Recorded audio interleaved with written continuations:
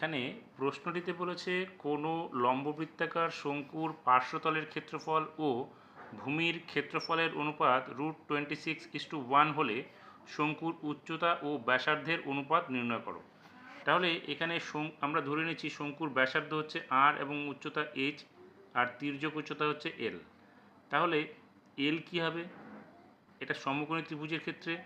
তাহলে এল হচ্ছে আমাদের কি √h² + r², কারণ এটা ভূমির ব্যাসার্ধের সঙ্গে উচ্চতা লম্বভাবে অবস্থান করে। সেক্ষেত্রে এই অংশটুকু একটা সমকোণী ত্রিভুজ হবে, অতএব এটা অতিভুজ হবে।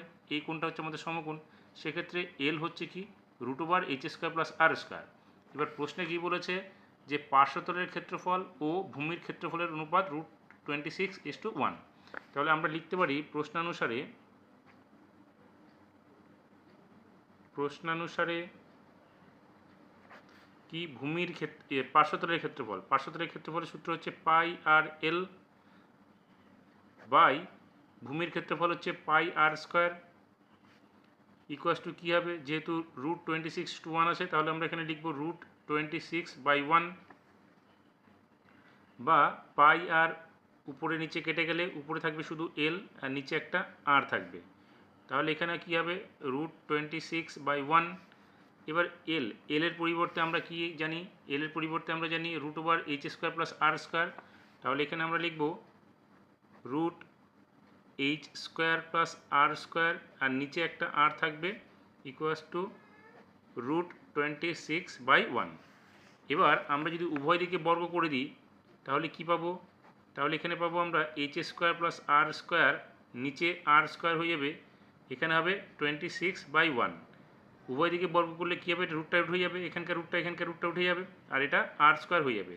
সেক্ষেত্রে কি হবে, এবার যদি আমরা কোণাকুণি গুণ করে দিই তাহলে 26r² equals to h² + r²। এবার আমরা r²টাকে বাঁ দিকে নিয়ে চলে আসবো।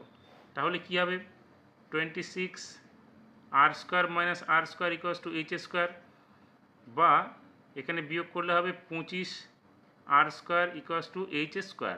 আমাদের প্রশ্নে কি চাইছে, উচ্চতা ও ব্যাসার্ধের অনুপাত নির্ণয় করতে বলেছে।